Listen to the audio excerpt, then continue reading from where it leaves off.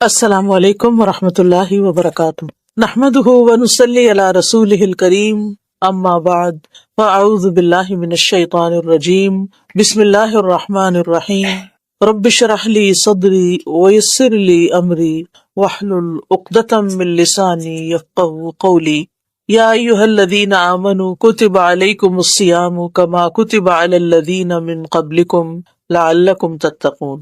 اے لوگو جو ایمان لائے ہو، تم پر روزے رکھنا فرض کر دیا گیا جیسے تم سے پہلے لوگوں پر فرض تھا تاکہ تم بچ جاؤ۔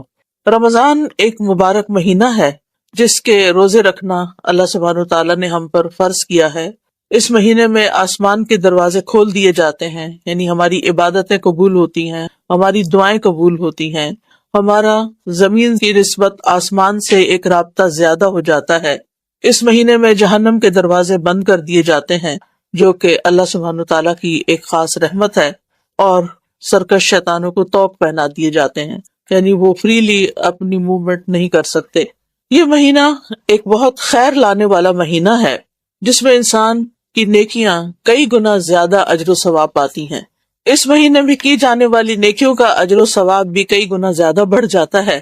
رسول اللہ صلی اللہ علیہ وسلم نے فرمایا، بے شک تم پر یہ مہینہ آیا ہے اور اس میں ایک ایسی رات ہے جو 1000 مہینوں سے بہتر ہے۔ جو اس سے محروم رہا وہ ہر طرح کی خیر و بھلائی سے محروم رہا، یعنی وہ حقیقی معنوں میں محروم ہے۔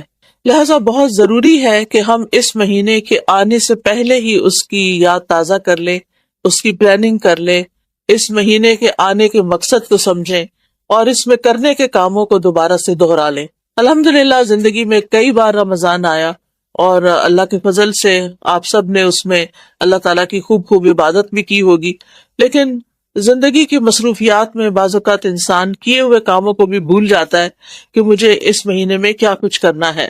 تو ہمیں اس کے فائدوں کو سامنے رکھتے ہوئے سب سے پہلی بات تو یہ کہ ہمیں یہ سوچنا ہے کہ ہم روزے رکھیں کیوں۔ ایک تو یہ ہے کہ یہ ایک فرض عبادت ہے، اللہ تعالیٰ نے ہم پر لازم کر دیا ہے کہ روزے رکھنے ہیں تو ہم رکھ رہے ہیں۔ اللہ تعالیٰ کی اطاعت ہے، عبادت ہے۔ اگر دیکھا جائے تو ہمارے دین میں عبادات کی مختلف قسمیں ہیں۔ کچھ عبادات صرف جسمانی ہیں، کچھ عبادات صرف مالی ہیں، اور کچھ جسمانی اور مالی دونوں ہیں۔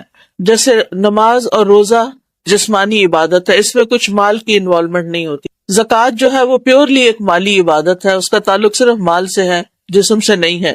لیکن حج، ان میں مال اور جان دونوں لگانے پڑتے ہیں، تب جا کر حج کا فریضہ ادا ہوتا ہے۔ تو یہ ایسا کیوں ہے کہ اللہ تعالیٰ نے مختلف طرح کی عبادات ہم پر فرض کی؟ کیونکہ ہمارے مزاج بھی مختلف ہیں۔ کچھ لوگوں کے لیے مال خرچ کرنا بہت آسان ہوتا ہے، کچھ کے لیے جسمانی محنت کرنا آسان ہوتا ہے لیکن مال خرچ کرنا مشکل ہوتا ہے۔ تو اللہ سبحانہ وتعالیٰ نے ہمیں ہر طرح کی عبادت ہم پر فرض کر کے ہمیں دراصل آزمایا ہے کہ ایکم احسن عملا، ہم میں سے کون اچھے عمل کرتا ہے، یعنی نیکی کے کاموں میں کون ایک دوسرے سے آگے بڑھتا ہے۔ تو بہرحال اللہ تعالیٰ نے چونکہ یہ روزے فرض کیے ہیں تو اس لیے ان کو عبادت سمجھتے ہوئے، اللہ تعالیٰ کی اطاعت سمجھتے ہوئے ہم روزے رکھتے ہیں اور خوشی سے رکھتے ہیں۔ چونکہ اللہ تعالیٰ کی خاص برکت اور رحمت ہوتی ہے، اس لیے ہم عام دنوں میں اتنی دیر تک کھائے پیے بغیر رہنے کا سوچ بھی نہیں سکتے جتنا رمضان کی برکت کی وجہ سے الحمدللہ ہم سب آسانی سے روزہ رکھ لیتے ہیں۔ حتیٰ کہ بعض اوقات چھوٹے بچے بھی بہت خوشی سے روزہ رکھتے ہیں۔ روزہ تو رکھ لیا جاتا ہے، لیکن یہ ہے کہ روزے کا مقصد کیا ہے؟ یعنی مثال کے طور پر ہم کھانا کھاتے ہیں تو کھانا کھانے کا مقصد کیا ہے؟ تاکہ ہمارا پیٹ بھرے، ہماری بھوک ختم ہو، ہمیں انرجی ملے۔ اب رمضان میں ہمیں کھانے سے منع کر دیا جاتا ہے، تو پھر مقصد کیا ہے روزہ رکھوانے کا؟ اس کا مقصد یہ ہے کہ اسپرچولی ہم اسٹرانگ ہو، ہماری روح طاقتور ہو اور ہمارا ایمان مضبوط ہو، ہمارا اللہ تعالیٰ سے تعلق مضبوط ہو اور ہم پہلے سے زیادہ بہتر انسان بن جائیں۔ تو روزہ بذات خود مقصد نہیں ہے، روزہ تو ایک اطاعت کا کام ہے کہ کہا گیا کرو تو ہم کر رہے ہیں، لیکن اس کا کچھ آؤٹ کم ہونا چاہیے، اس کے نتیجے میں کوئی چیز ہمیں حاصل ہونی چاہیے، اور وہ ہے لعلکم تتقون، کہ تم بچ جاؤ، تمہارے اندر بچنے کی قوت پیدا ہو جائے۔ اگر ہم اپنی عبادات کو دیکھیں تو اس کے 2 حصے ہوتے ہیں، ایک اس میں کچھ کرنے کی چیزیں ہوتی ہیں اور ایک میں کچھ بچنے کی چیزیں ہوتی ہیں۔ انسان کا دین مکمل نہیں ہوتا جب تک کرنے والے کام کرے نہ اور چھوڑنے والے کام چھوڑے نہ، یعنی کچھ اوامر ہیں اور کچھ منہیات ہیں. عربی میں دو ٹرمز استعمال ہوتی ہیں کہ کچھ اللہ تعالیٰ کے احکامات ہیں کہ یہ کر لو، کرو کرو کرو، اور کچھ یہ کہ یہ نہ کرو، یہ نہ کرو، یعنی جن کو ہم ڈوز اینڈ ڈونٹس کہتے ہیں. تو صرف اچھے کام کرنے سے بھی بات نہیں بنتی اور صرف برائیاں چھوڑنے سے بھی نہیں بنتی. یہ دونوں چیزیں مل کر پازیٹیو اور نیگیٹو اکٹھے ہوتے ہیں تو اپنا پورا فنکشن کرتے ہیں. تو ہمیں روزہ کس لیے رکھنا ہے؟ تاکہ ہم بچ جائیں. کس چیز سے بچ جائیں؟ گناہوں سے بچ جائیں، اللہ کی نافرمانی کے کاموں سے بچ جائیں، اور پھر الٹیمیٹلی دوزخ سے بچ جائیں، اللہ کے عذاب سے بچ جائیں، اللہ کی ناراضگی سے بچ جائیں. تو اس لیے بہت ضروری ہے کہ ہم روزوں کا خوش دلی کے ساتھ اہتمام کریں، ایمان اور احتساب کے ساتھ روزے رکھیں. ایمان کا مطلب تو یہ ہے کہ یعنی اللہ تعالیٰ کے اوپر اور اللہ تعالیٰ کے احکامات پر جو کہ یہ واقعی اللہ کا حکم ہے اس کو مانتے ہوئے ہم روزہ رکھ رہے ہیں. لیکن ساتھ ہی احتساب کا مطلب ہوتا ہے ثواب کی نیت کرتے ہوئے، یعنی ہمیں ثواب کی نیت بھی رکھنی چاہیے، کیونکہ جب کسی چیز پر ہم دیکھتے ہیں کہ کوئی ریوارڈ مل رہا ہے تو قدرتی طور پر اس انسان کے اندر ایک موٹیویشن پیدا ہو جاتی ہے اور انسان کا یقین بھی بڑھ جاتا ہے اور اس کام کو شوق سے کرتے ہیں. آپ دیکھیں عام طور پر جب کسی کو کوئی کام والنٹریلی کرنے کے لیے دیا جاتا ہے تو اس کا آؤٹ پٹ کچھ اور ہوتا ہے، اور جب کوئی کسی پے کے اوپر یا کسی فائدے کے عوض یا کسی معاوضے کے عوض کام کرتا ہے تو اس کا آؤٹ پٹ کچھ اور ہوتا ہے. یہ عام روزمرہ زندگی میں بھی آپ نے مشاہدہ کیا ہوگا، بچوں کے اندر، بڑوں کے اندر، سب کے اندر، انسان کے اندر یہ چیز ہے اور اللہ سبحانہ وتعالیٰ اس کو بہت اچھی طرح جانتے ہیں.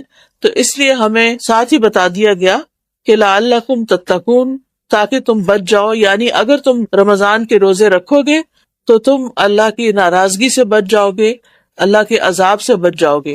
اب یہ بچنے کا عمل کیسے ہوتا ہے؟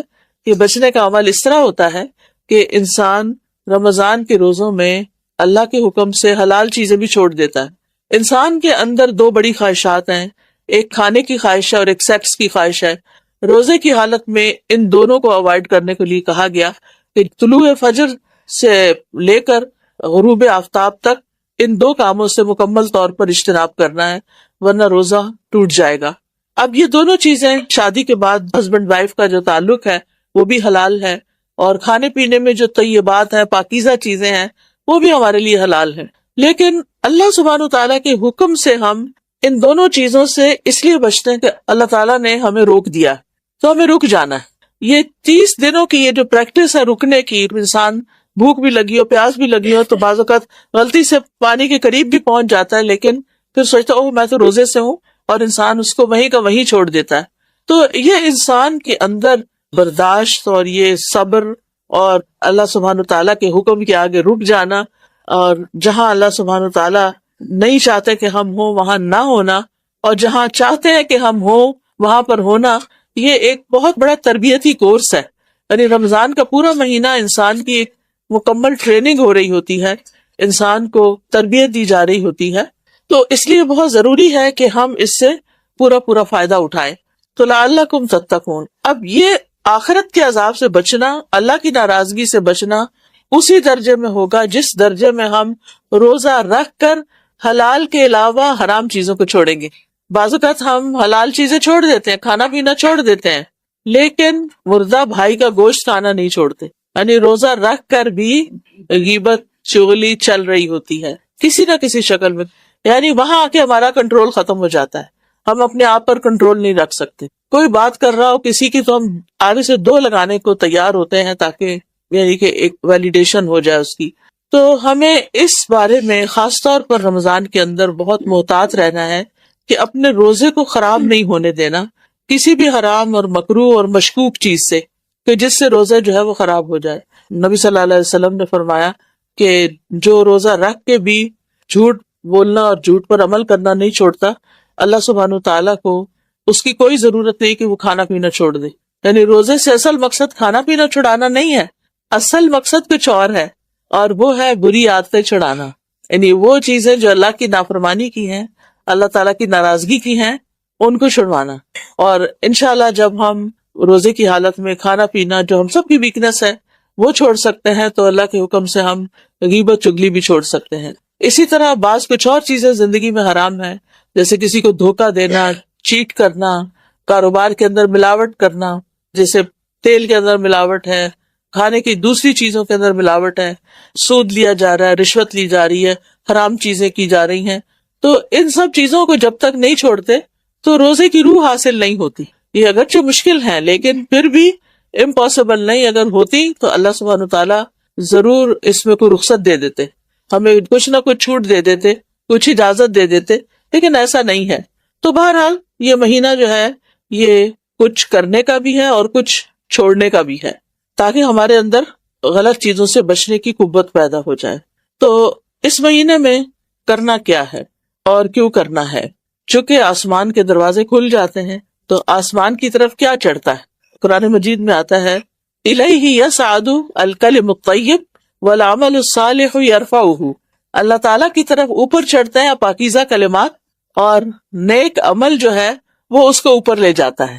یعنی ہم جو بھی ذکر اذکار کرتے ہیں، زبان سے جو بھی اچھی باتیں کرتے ہیں، مثلا میں درس دے رہی ہوں، حدیثیں پڑھ رہی ہوں، آیتیں پڑھ رہی ہوں، یہ ساری باتیں ہیں، لیکن ان باتوں کو اوپر کیا چیز اٹھائے گی؟ وہ میرا عمل اٹھائے گا کہ جو میں آپ کو بتا رہی ہوں کیا میں وہ کر بھی رہی ہوں یا نہیں. کیونکہ یہ باتیں صرف باتیں کرنے کی نہیں ہے، صرف سننے کی نہیں ہے، صرف ہر سال دوہرا لینے کی نہیں ہے، بلکہ عمل کرنے کی ہے. تو الیہ یصعد الکلم الطیب والعمل الصالح یرفعہ. اور یہ اعمال صالحہ کون کون سے ہیں انشاءاللہ میں تھوڑی سی آگے تفصیل بتاؤں گی کہ جو ہمیں رمضان میں کرنے ہیں. پھر یہ مہینہ جنت کے دروازے کھلنے اور جہنم کے دروازے بند ہونے کا مہینہ ہے. اس کا مطلب یہ ہے کہ اس مہینے میں نیکی کرنا آسان اور برائی کرنا مشکل ہو جاتا ہے، کیونکہ شیطان بھی جکڑا جاتا ہے. اور خاص طور پر رمضان کے مہینے میں نیکیوں کی دعوت دینے والا ایک منادی مقرر کر دیا جاتا ہے، یعنی پکارنے والا. رسول اللہ صلی اللہ علیہ وسلم نے فرمایا جب رمضان کا مہینہ آتا ہے وَيُنَادِي فِيهِ مَلَكٌ، تو ایک فرشتہ اس پر متعین کر دیا جاتا ہے، مقرر کر دیا جاتا ہے، اور وہ پکارتا رہتا ہے. ینادی یعنی ندا، آواز دیتا رہتا ہے، یا باغی الخیر اقبل و یا باغی الشر اقصر. اے خیر کے چاہنے والے آگے بڑھ اور اے شر کے چاہنے والے رک جا. یہاں تک کہ رمضان ختم ہو جاتا ہے. ہم میں سے ہر ایک خیر چاہتا ہے، تو اے خیر کے چاہنے والے آگے بڑھ. اب وہ ہر روز کہہ رہا آگے بڑھ آگے بڑھ.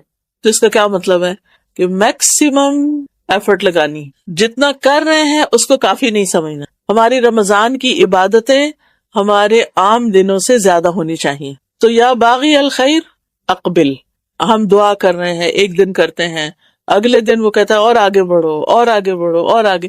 اسی وجہ سے آپ دیکھیں کہ رمضان کی عبادتیں ہوتے ہوتے جب آخری عشرہ آتا ہے تو اس میں اور بھی زیادہ زور پکڑ جاتا ہے یہ ساری عبادت اور کوشش اور محنت.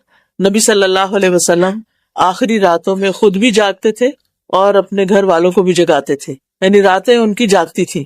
پورے سال میں یہی راتیں ہیں جن میں ساری رات بھی جاگا جاتا ہے، اور گپ شپ کے لیے، کھانے پینے کے لیے، سوشلائزنگ کے لیے نہیں. کیونکہ بعض لوگ اکٹھے ہو کے عبادت کرتے ہیں، پھر وہ ہنسی مذاق شروع ہو جاتا ہے اور دعاؤں سے توجہ کم ہو جاتی ہے، اور چیزیں بیچ میں آ جاتی ہیں، کھانے پینے کے لمبے چوڑے اہتمامات شروع ہو جاتے ہیں. تو ان چیزوں سے بھی ہمیں بچنے کی ضرورت ہے. تو یا باغی الخیر اقبل و یا باغی الشر اقصر. تو رمضان ایک ایسا مبارک مہینہ ہے جس میں نیکی کے مواقع جمع ہو جاتے ہیں. یعنی ہم نے روزہ بھی رکھا ہوتا ہے، ہماری نمازیں بھی ہو رہی ہوتی ہیں، تہجد یا تراویح بھی ہو رہی ہوتی ہے، پھر صدقہ خیرات بھی ہو رہا ہوتا ہے، عمرے پہ بھی لوگ چلے جاتے ہیں. یعنی رمضان کا مہینہ اتنا مبارک مہینہ ہے کہ جس میں ساری نیکیاں بیک وقت ہو رہی ہوتی ہیں، اکٹھی ہو جاتی ہیں. عام دنوں میں ہم کبھی ایک کام کرتے ہیں، کبھی دوسرا کرتے ہیں، کبھی روزہ رکھ لیا، کبھی نہیں رکھا، کبھی صدقہ خیرات زیادہ ہو گیا، کبھی نہیں ہوا. لیکن رمضان میں یہ چیزیں ایک پلاننگ کے تحت اور ایک شوق اور ایک محبت کے تحت اور اپنے اوپر لازم کرتے ہیں. اور بہت سے لوگ رمضان میں زکوٰۃ بھی اپنی نکالتے ہیں. تو روزہ، عمرہ، زکوٰۃ، صدقات اور نماز اور تہجد اور ذکر اذکار، یہ سارا کچھ اکٹھا ہو جاتا ہے ایک جگہ پر.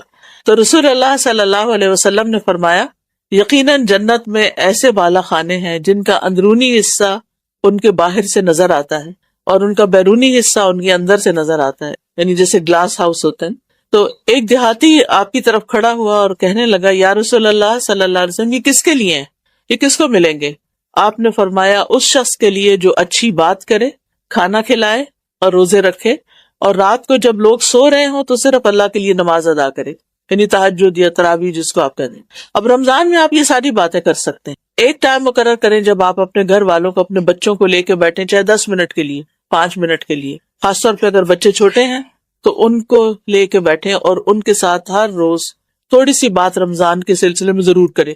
اس کے لیے یہ کتاب جو ٹیبل پہ رکھی ہوئی ہے، شہر رمضان، رمضان کے مہینے کی، یہ بڑی اچھی کتاب ہے۔ اس میں ایک ایک پیج، سوا پیج کے ساتھ رمضان میں جتنی چیزیں کرنی ہوتی ہیں وہ ساری اس کے اندر موجود، یعنی آپ کو کہیں اور جانے کی ضرورت نہیں تیاری کرنے کے لیے۔ ایک پیج آپ اس میں سے پڑھیں، جو خاص بات ہے وہ اپنے بچوں کے ساتھ شیئر کر لیں اور ان کے ساتھ ڈسکشن کریں۔ اس سے یہ ہے کہ گھر میں ایک رحمت اور برکت بھی آتی ہے، کیونکہ جب گھر والے بھی اکٹھے ہو کے بیٹھتے ہیں، یعنی کبھی بھی کوئی اکٹھا ہو کے کام کرتا ہے تو اجتماعیت کی ایک برکت ہوتی ہے۔ یعنی ایک تو یہ کہ ہر کوئی اپنے اپنے کمرے میں بیٹھا ہے، پڑھ رہا ہے، وہ بھی اچھی بات ہے۔ اعتکاف اس کے لیے بہت اچھا موقع ہوتا ہے کہ آخری 10 دنوں میں انسان سب کو چھوڑ کے الگ ہو جائے۔ لیکن اس کے علاوہ جب آپ گھر کے اندر ہیں ہی تو گھر کی بھی ایک مجلس ہونی چاہیے۔ اگر آپ 2 لوگ بھی ہیں تو ہسبینڈ وائف بھی بیٹھ جائیں اور ایک دوسرے کے ساتھ کوئی اچھی بات ضرور شیئر کریں۔ دوسرا یہ ہے کہ انسان کھانا کھلائے۔ کھانا کھلانے کے لیے ایک تو یہ ہے کہ آپ رمضان راشن کے نام سے جو کمپینز چلتی ہیں اور غریبوں تک آرگنائزیشنز پہنچاتی ہیں ان کو راشن، جیسے الہدا بھی کر رہا ہے اور لوگ بھی کرتے رہتے ہیں، انڈیویجولی بھی لوگ اپنے رشتہ داروں یا غریبوں یا میڈز وغیرہ سب کے لیے انتظام کرتے ہیں۔ تو اور جو بھی صدقہ خیرات آپ کریں، لیکن کھانا کھلانے والا کام ضرور کریں۔ اور اس میں آپ دیکھیے کہ عام طور پہ لوگ افطار کا انتظام اسی وجہ سے کرتے ہیں۔ اب افطار ویسے تو بہت اچھی بات ہے، لیکن بعض اوقات اس میں بھی دیکھا ہے کہ جو خاتون خانہ ہے، یا اگر خاتون خانہ خود نہیں تو جو سرونٹس ہیں، ان بیچاروں کا سارا دن طرح طرح کے کھانے پکاتے ہوئے گزر جاتا ہے۔ رمضان کا تو مقصد یہ تھا کہ کھانے کو لمیٹڈ کیا جائے، لیکن ہمارے عام دنوں سے بھی زیادہ پھر پکانا شروع ہو جاتا ہے، جس کی وجہ سے پھر عبادات کے لیے ٹائم کم رہ جاتا ہے۔ تو اس میں انسان یعنی اگر کوئی ایسا انتظام کرے بھی، کیونکہ پھر رشتہ دار ہیں یا دوست ہیں دور دور سے آتے ہیں، پھر ان کی اپنی تراویح کا ٹائم بھی ہوتا ہے، پھر ٹریولنگ ٹائم میں وہ نماز کے اندر سے خشوع و خضوع بھی ختم ہو جاتا ہے، تو آپ پکا کے بھی کسی کے گھر بھیج سکتے ہیں، پکا کے بھی بھیج سکتے ہیں۔ اسی طرح ایسی جگہ جہاں پر بہت سارے لوگ اکٹھے ہوں، جیسے ہاسٹلز ہوتے ہیں، اس میں بہت ساری بچیاں، یا مدرسہ ہوتا ہے کوئی، اس میں بہت سارے بچے اکٹھے بیٹھے ہوتے ہیں، اکٹھے رہ رہے ہوتے ہیں۔ اب تو یونیورسٹیز میں بھی آپ دیکھیں، یونیورسٹیز کے بھی ہاسٹل ہیں، یہاں اسلام آباد میں کئی ایک ہاسٹلز ہیں، ہو سکتا ہے آپ کے نیبرہڈ میں کوئی ہاسٹل ہو، تو اب وہ ہاسٹل کا کھانا تو آپ کو سب کو پتہ ہی ہے کہ وہ کیسا کھانا ہوتا ہے۔ تو رمضان کے مہینے میں آپ روز کھانا نہیں کھلا سکتے، روز نہیں پکا سکتے، تو کٹھا کھانا پکوا کر بھی آپ کسی ایسی جگہ پر سب کو کھلا سکتے ہیں۔ پھر اسی طرح روزے تو رکھنے ہی ہیں، اور رات کو جب سو رہے ہوں تو صرف اللہ کے لیے نماز۔ حافظ ابن رجب کہتے ہیں یہ تمام کے تمام اعمال رمضان میں سرزد ہوتے ہیں، بس مومن کے لیے رمضان میں سب کچھ جمع ہو جاتا ہے، روزہ، قیام، صدقہ اور اچھی گفتگو، کیونکہ روزے دار کو بے مقصد اور جنسی بات کرنے سے منع کر دیا جاتا ہے۔ روزہ، نماز اور صدقہ اپنے کرنے والے کو اللہ عز و جل تک پہنچا دیتے ہیں، یہ اللہ کا قرب نصیب ہوتا ہے۔ نماز نمازی کو آدھے رستے تک پہنچا دیتی ہے، روزہ اسے بادشاہ کے دروازے تک پہنچا دیتا ہے، اور صدقہ اس کا ہاتھ پکڑ کر بادشاہ کے پاس داخل کر دیتا ہے۔ یعنی صدقے کی وجہ سے انسان اللہ تعالیٰ کے اور زیادہ قریب ہو جاتا ہے۔ اور چونکہ یہ قرآن کا مہینہ ہے، نبی صلی اللہ علیہ وسلم اس مہینے میں حضرت جبریل علیہ السلام کے ساتھ قرآن کا دور کیا کرتے تھے، اور جب آپ جبریل علیہ السلام کے ساتھ مل کر یہ دور کرتے تو تیز آندھی سے بھی زیادہ سخاوت کرتے تھے، یعنی آپ بہت زیادہ جواد اور سخی ہوتے تھے رمضان کے مہینے میں۔ یعنی جیسے تیز آندھی چلتی ہے تو اس کے ساتھ کچھ مٹی بھی اڑتی ہے، اور آپ نے دیکھا ہوگا کہ گھر کے ہر چیز کے اوپر اس کے اثرات نظر آتے ہیں۔ تو اسی طرح رمضان میں آپ کے صدقہ خیرات کے جو اثرات ہیں وہ ہر طرف نظر آنے چاہیے، یعنی آپ کے عزیز، دوست، رشتہ دار، یعنی سب تک آپ کچھ نہ کچھ خیر ضرور بانٹیں۔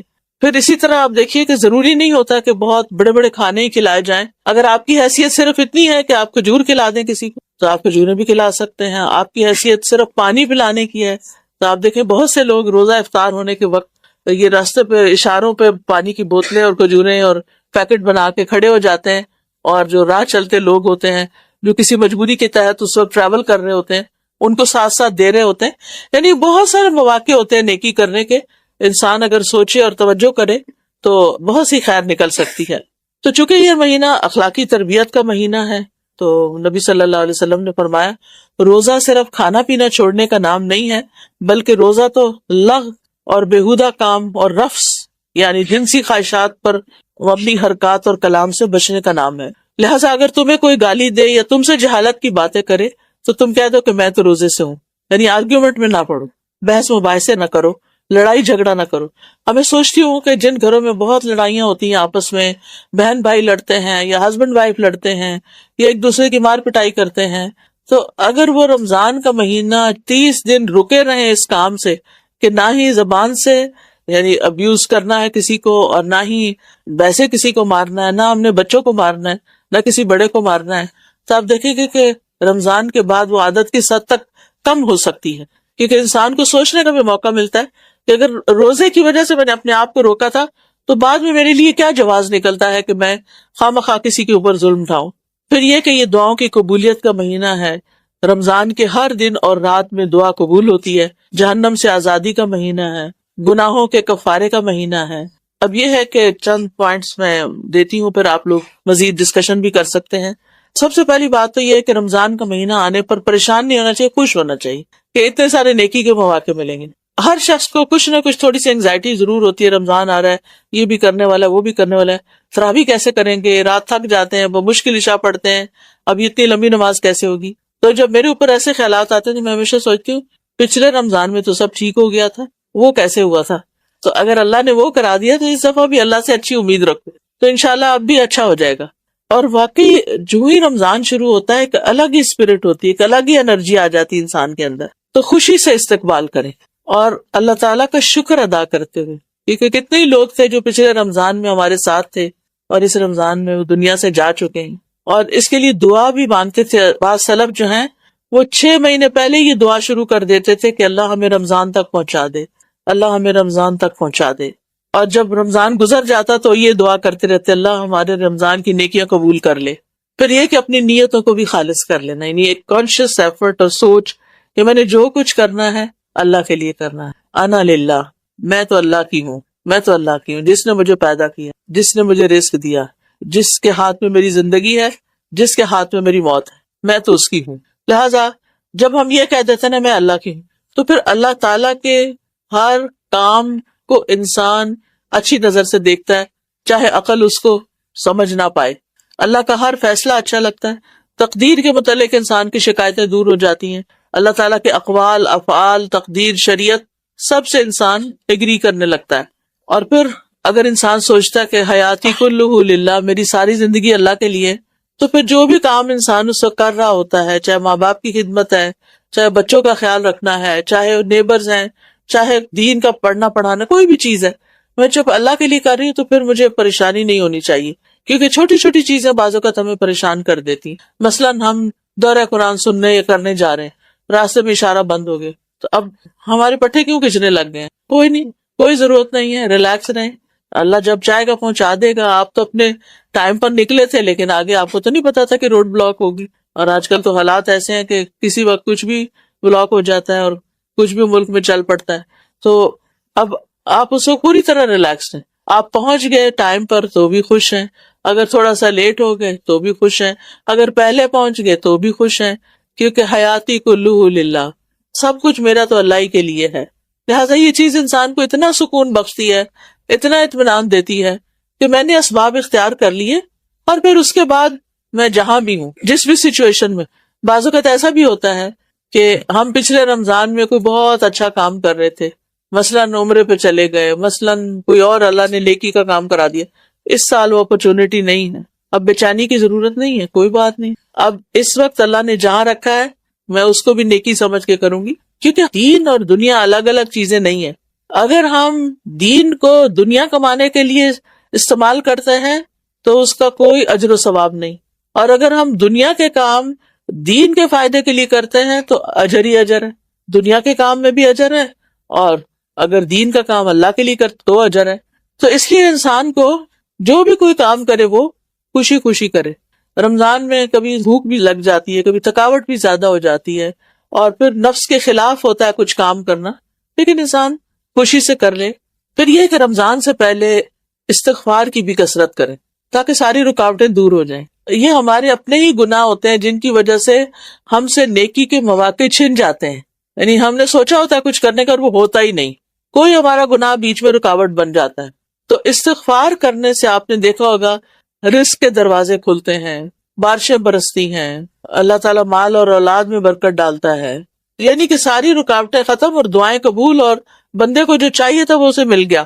تو رمضان بھی چونکہ نیکیوں کا مہینہ ہے، اس لیے اللہ کی توفیق سے نیکی ہو سکتی ہے، اور اللہ کی توفیق اس بندے کے ساتھ ہوتی ہے جو اللہ سے توبہ استغفار کرتا رہتا ہے. پھر یہ کہ رمضان میں چونکہ قرآن نازل ہوا تھا، شہر رمضان الذی انزل فیہ القرآن، لہذا قرآن کے ساتھ ہمارا خاص تعلق ہونا چاہیے. اس کا پڑھنا، اس کا سمجھنا، اس کا پڑھانا، اس کو پھیلانا، یعنی کوئی بھی ڈائریکٹ انڈائریکٹ تعلق اس کے ساتھ ہر صورت ہونا چاہیے.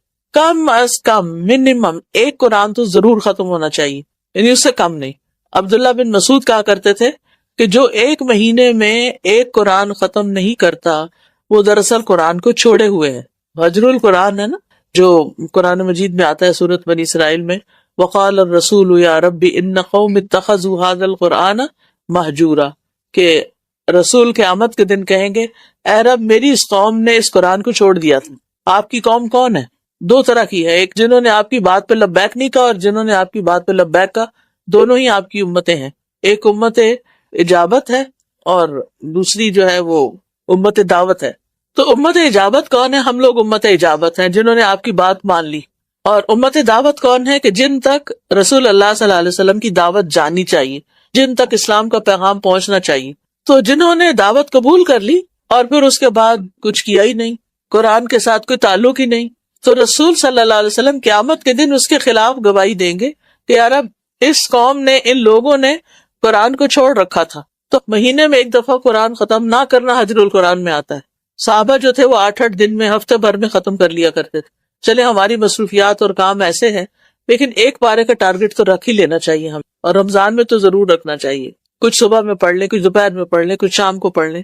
پھر ایک جو ہے وہ تراویح میں اگر ختم ہو جائے تو بہت اچھا ہے، چاہے خود پڑھیں، موبائل سے پڑھ لیں، آئی پیڈ سے پڑھ لیں، یا پھر کسی امام کے پیچھے پڑھ لیں، یا اپنے گھر میں کسی بچی کو جس نے حفظ کیا ہوا ہو اس کو بلا کے اپنے گھر والوں، محلے والوں کو ساتھ ملا کے کوئی انتظام کر لیں.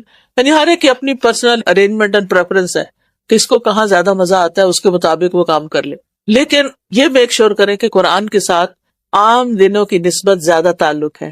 قرآن مجید بھی اس مہینے میں نازل ہے، سابقہ کتب بھی اسی مہینے میں نازل ہوئی. یعنی یہ مہینہ اللہ کی طرف سے وحی آنے کے لیے ایک خاص مہینہ ہے. اسی لیے اگر اس مہینے میں سمجھ کر قرآن پڑھا یا سنا جائے وہ دلوں پہ زیادہ اثر کرتا ہے، کیونکہ یہ ہدایت کی کتاب ہے. پھر یہ ہے کہ صرف دن کو نہیں پڑھیں، رات کو بھی اس کا اہتمام ضرور ہونا چاہیے، اور خاص طور پر تراویح میں، اور اس سے بڑھ کر لیلۃ مبارکہ میں، کیونکہ انا انزلناہ فی لیلۃ مبارکہ، ہم نے اس قرآن کو مبارک رات میں نازل کیا تھا، اور وہ رمضان کی راتوں میں سے ایک رات تھی شب قدر، کہا جاتا ہے کہ 27ویں رات تھی. بہرحال جو بھی تھی آخری راتوں کی ایک طاق رات تھی جس میں قرآن نازل ہوا. انا انزلناہ فی لیلۃ القدر، ہم نے اسے قدر کی رات میں اتارا، نائٹ آف پاور. تو اس لیے دن کے علاوہ رات کو بھی قرآن کا پڑھنا، تلاوت کرنا اور کچھ نہ کچھ اس کو سمجھنا، یہ انسان کی شخصیت کے اوپر، انسان کی طبیعت کے اوپر، مزاج کے اوپر بہت بہترین اثرات ڈالتا ہے. تو اس لیے اس کا اہتمام ضرور کیجیے. نبی صلی اللہ علیہ وسلم تو رمضان کی ہر رات میں جبریل علیہ السلام سے مل کر قرآن کا دور کیا کرتے تھے. لہٰذا اس سے یہ بات پتہ چلتی ہے کہ ایک تو ہے اکیلے تلاوت، ٹھیک ہے وہ آپ اپنی سہولت سے جب اٹھتے بیٹھتے چلتے پھرتے واک کرتے گاڑی میں بیٹھ کے کہیں نہ کہیں آپ کر لیں، ہو گیا پورا آپ کا سپارہ.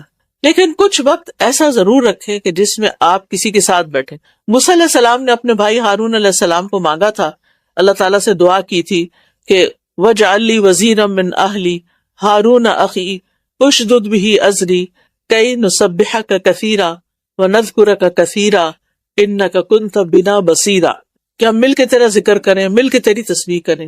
جب انسان یعنی جماعت سے نماز پڑھتا ہے تو اس کا اپنا ہی ایک اثر ہوتا ہے، ایک مجلس میں بیٹھ کے قرآن پڑھتا ہے تو اس کا اپنا ہی ایک اثر ہوتا ہے. تو اس کا بھی اہتمام، جہاں کہیں دورہ قرآن ہو رہا ہو. آج کل سب نے اپنی سہولت دیکھ لی ہے کہ وہ آن لائن چیزیں مل جاتی ہیں. کسی اشد مجبوری، بیماری کی صورت میں تو ٹھیک ہے آپ آن لائن کچھ کر لیں، گھر میں کر لیں، لیکن اگر آپ کو اللہ نے کوئی بھی سہولت دی ہے، گاڑی ہے آپ کے پاس، اور باقی گھر کے کام کاج کے لیے آپ کے پاس ہیلپ موجود ہے، کچھ وقت علم کی مجلس میں، قرآن کی مجلس میں ضرور جا کر بیٹھے، کہ اس کی اپنی وائبز ہوتی ہیں، اس سے انسان ارد گرد کے ماحول سے بھی بہت کچھ سیکھ رہا ہوتا ہے، کیونکہ بہت سے لوگ ایک ایمانی حالت میں ہوتے ہیں، ایک ایمان کی کیفیت میں ہوتے ہیں، تو بہت ضروری ہے ایسی مجالس کو اٹینڈ کرنا۔ تو ایک قرآن ہو گیا تلاوت والا قرات، ایک قرآن ترجمہ قرآن کے ساتھ، فہم القرآن تھوڑا تھوڑا انڈرسٹینڈنگ کے ساتھ، اور ایک قرآن تراویح کے ساتھ، یعنی ان تین کا تو کم از کم ٹارگٹ رکھیں۔ اگر اس سے زیادہ کچھ ہو جائے تو ویل اینڈ گڈ، کیونکہ قرآن مجید کے ایک حرف پڑھنے پر 10 نیکیاں، اور اگر سمجھ کر پڑھا جائے تو اور بھی زیادہ۔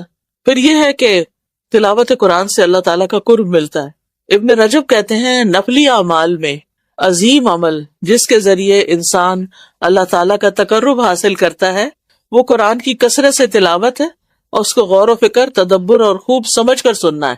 تو اس میں ایک چیز اور بھی اضافہ کر سکتے ہیں کہ اگر آپ کے پاس چانس ہو تو ایک قرآن سننے میں سن جائیں، یعنی آپ سحری بنا رہے ہیں، آپ افطار بنا رہے ہیں، آپ بچوں کو اسکول چھوڑنے جا رہے ہیں، آپ بچوں کو لینے جا رہے ہیں، تو راستے میں نشان لگا کے ایک قرآن جو ہے وہ لازماً سن لیں، بچے بھی، بلکہ ان کو بھی عادت ہو جائے گی کہ ہم نے چپ کر کے سننا ہے، باتیں نہیں کرنی راستے میں۔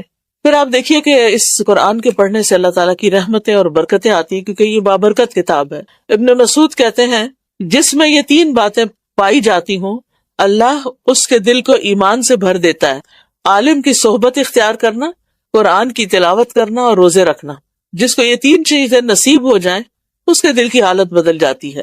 پھر اسی طرح یہ ہے کہ فرشتوں کا ساتھ بھی ملتا ہے۔ حدیث میں آتا ہے جو لوگ اللہ کے گھروں میں سے کسی گھر میں اللہ کی کتاب کی تلاوت کرتے ہیں اور اس کی تعلیم میں مصروف ہوتے ہیں، ان پر سکینت نازل ہوتی ہے، رحمت انہیں ڈھانپ لیتی ہے، فرشتے انہیں گھیر لیتے ہیں، اور اللہ ان کا ذکر اپنے پاس موجود فرشتوں میں کرتے ہیں۔ قرآن کی بدولت زمین اور آسمان میں انسان کے چرچے ہوتے ہیں کہ فلاں بندہ قرآن پڑھتا ہے، آسمانوں پہ اس شخص کے چرچے ہیں، یعنی جو تلاوت قرآن کرنے والا ہے۔ گناہوں سے حفاظت ملتی ہے، مطلوبہ چیز آسان ہو جاتی ہے، اس کا حصول آسان ہو جاتا ہے۔ ابراہیم المقدسی اپنے شاگرد عباس بن عبد الدائم کو وصیت کرتے تھے قرآن کی کثرت سے تلاوت کرو اور اسے نہ چھوڑو، تو تم جو طلب کرنا چاہتے وہ تمہارے لیے اتنا ہی آسان ہو جائے گا جتنی تم قرات کرو گے، تھوڑی کرو گے تو تھوڑا آسان، زیادہ کرو گے تو زیادہ آسان۔ پھر اس سے دنیا اور آخرت میں انسان کو بہت سے غموں سے نجات ملتی ہے۔ قبر میں قرآن جو ہے وہ انسان کی شکل میں آئے گا، کچے دوست کی شکل میں آئے گا، اور قیامت کے دن سفارشی بن کر آئے گا، بندے پہ سایہ کرے گا۔ قرآن پڑھنے والوں کا جنت میں مقام ہوگا، اس لیے رمضان اور قرآن لازم و ملزوم ہے۔ اس سلسلے میں جو بھی آپ اپنا پلان بنائیں وہ ضرور اپنے پرائرٹیز پر رکھے۔ پھر رمضان اور نماز، یعنی انسان کو اپنی نمازوں کے بھی رمضان میں عام دنوں کی نسبت زیادہ فکر کرنی کہ اول وقت پر ہو، کوئی ایک نماز بھی مس نہ ہو، کیونکہ جو شخص پابندی سے نماز پڑھتا ہے اللہ تعالیٰ کا اس سے وعدہ ہے کہ وہ اس کو ضرور بخش دے گا، اور جس نے اس کو وقت پر نہ پڑھا، اس کی حفاظت نہ کی۔ اور نبی صلی اللہ علیہ وسلم نے فرمایا کیا تم جانتے ہو تمہارا رب نے کیا فرمایا؟ ہم نے کہا نہیں۔ فرمایا بے شک تمہارا رب فرماتا ہے جس نے نماز کو اس کے وقت پہ ادا کیا، اس کی حفاظت کی، اس کو ہلکا سمجھ کر ضائع نہیں کیا، بس اس کے لیے میرے اوپر عہد ہے کہ میں اس کو جنت میں داخل کروں۔ یعنی پھر پکا پکا وعدہ ہو گیا۔ جس نے اس کو وقت پہ نہیں پڑھا، نہ اس کی حفاظت کی، اس کو ہلکا سمجھ کے ضائع کر دیا، کوئی بات نہیں، ہو گیا سو ہو گیا، اس کے لیے میرے اوپر عہد نہیں، چاہوں تو میں اس کو بخش دوں، چاہوں تو عذاب دوں۔ اس سے پتہ چلتا ہے کہ عذاب صرف کفار کے لیے نہیں، مسلمانوں کے لیے بھی ہوں گے۔ پھر نمازی کو جنت میں داخل کرنا اللہ پر حق ہے، یعنی جو نمازوں کی پابندی کرتا ہوگا اللہ تعالیٰ پر حق ہے کہ وہ اس کو جہنم سے نکال کر یا جہنم میں جانے سے روک کر جنت کی طرف لے جائے۔ اور ایک اور چیز یہ کہ عام طور پر ہماری عادت ہوتی صرف فرض پڑھنے کی، جلدی ہے فرض پڑھ کے چلے جاؤ، جلدی سے فرض پڑھ لو، دیر ہو گئی، لیٹ ہو گئے۔ ٹھیک ہے آپ دنیا کے کاموں کو اہمیت دیں جو اہمیت کے قابل ہیں، لیکن اپنی آخرت پر نہیں۔ کوئی بھی طریقہ ہو اپنے آپ کو ریمائنڈر دیتے رہیں، یاد کراتے رہیں کہ یہ تو کرنے کا کام ہے۔ تو فرائض کی ادائیگی کے علاوہ نوافل کی ادائیگی جو ہے بڑی ضروری ہے، جیسے نماز ہے، رمضان کے بعد 6 شوال کے روزے ہیں، پھر ہر مہینے کے 3 روزے ہیں، تو یہ نور علی نور ہو گیا۔ پھر یہ کہ سنت نماز کی، جیسے فجر کی سنتوں کے بارے میں آتا ہے کہ یہ دنیا اور جو کچھ اس میں ان سب سے بہتر ہے۔ پھر دن میں 12 رکعتیں سنت ضرور پڑھنی ہے، 4 ظہر سے پہلے اور 2 آخر میں، پھر مغرب کے بعد 2، عشاء کے بعد 2 اور فجر سے پہلے 2۔ پھر اس کے علاوہ چاشت کی نماز، اشراق بھی پڑھیں، چاشت کی نماز اصل میں یہ ایک ہی نماز ہے، جلدی پڑھیں تو اشراق کہلاتی، ذرا لیٹ پڑھیں دھوپ چنگی نکل آئے تو پھر یہ چاشت ہوتی ہے۔ ضروری نہیں پڑھ لیں تو بھی اچھا، لیکن ضروری نہیں، ایک بھی کافی ہو جائے گی۔ اوابین بھی یہی نماز ہے۔ کچھ نوافل دن کے ہوتے ہیں، کچھ رات کے ہوتے ہیں، تو یہ دن کے نوافل ہیں جس میں اشراق، چاشت، اوابین ایک ہی نماز کے مختلف نام ہیں۔ یہ سورج نکلنے سے 15 منٹ بعد سے لے کر سورج کے زوال سے 15 منٹ پہلے تک اس کا ٹائم ہوتا ہے، جس وقت بھی پڑھ لیں۔ اول وقت پڑھیں گے تو اشراق کہلائے گی، جب دھوپ نکل آئے گی تو چاشت کہلائے گی، اور عمومی طور پر یہ ہے کہ آپ اس کو نوافل بھی کہہ سکتے ہیں اور چاشت کی نماز کو اوابین بھی کہا جائے۔ پھر مردوں کے لیے خاص طور پر جماعت سے نماز، کوشش کریں ابھی سے بچوں کا ذہن بنائیں، اپنے ینگ بچوں کا، کہ دیکھو نماز مسجد میں جا کے پڑھنی ہے، اور انہیں احساس بھی دلائیں۔ وہ آگے ان کی مرضی، وہ کیا کرتے ہیں کیا نہیں، لیکن ہمارا فرض بنتا ہے کہ ہم یاد دہانی کراتے رہیں۔